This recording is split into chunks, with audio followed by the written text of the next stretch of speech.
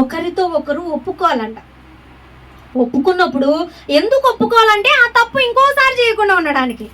ఆయన మాట వింటాడు దేవుడు, తండ్రి అయిన దేవుడు. అందుకే ఆయన మన పక్షాన విజ్ఞాపన చేస్తుంటాడు. మనం కూడా ఏం చేయాలి? అదే గుణము కలిగి ఎవరైతే దారి తప్పిపోతుంటారో వారి కొరకు మనం ప్రార్థన చేయాలంట. ఒక పాపి గురించి మనం ప్రార్థన చేస్తే ఒక్కసారి కాకపోతే ఏదో ఒక రోజు పట్టుబడతాడు దేవుని హస్తాలకి. ఒక పాపి రక్షించబడేటువంటి ప్రార్థన అంటే దేవునికి చాలా ఇష్టం. ఎందుకంటే ఆయనకున్న ఆశ, ఆయనకున్న కోరిక అదే. అంతటా మారు మనసు పొందాలి, అందరూ మారు మనసు పొందాలి. ఆ పాపి కొరికే మనం ప్రార్థన చేస్తే ఎంత బాగా దేవునికి నచ్చే ప్రార్థన అది. బాధ వచ్చిందంటే ఏ విషయంలోనూ నేను బాధ పెట్టినానేమో దేవుణ్ణి ఆహ్వానించాలంట. మనం శిక్షని తృణీకరించకూడదు.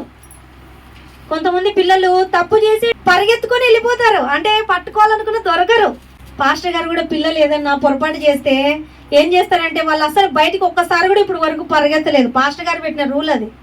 మీరు ఏదైనా తప్పు చేస్తే మేము చూస్తే కాదు, మీకై మీరు వచ్చి నా దగ్గర చెప్పి ఒప్పుకోవాలా, అది నేర్పించినారనమాట. ఈ స్కూల్లో కావచ్చు, ఎక్కడైనా కావచ్చు, మీరు ఏదైనా పొరపాటు చేసినారని మీకు తెలుస్తుంది కదా, వచ్చి మీరు చెప్పినారనుకోండి నాకు ఒకేటే.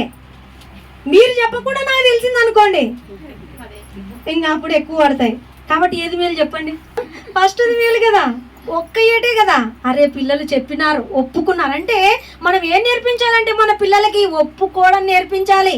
తప్పు చేసినా ఒప్పుకునే గుణం ఉండాలి. అది ఉండదు చాలా మందికి, దేవుడికి నచ్చదు ఆ గుణం. ప్రతి మనిషి ప్రభువు తప్ప ప్రతి ఒక్కరూ నీతిమంతుడు లేడు, అనీతిమంతుడే, దారి తప్పిపోయిన వాడే, త్రోవ తప్పిపోయిన వాడే. కానీ దేవుడికి ఏమి ఇష్టం అంటే త్రోవ తప్పినా మళ్ళీ దేవుని దారిలోకి వస్తాడు చూడండి.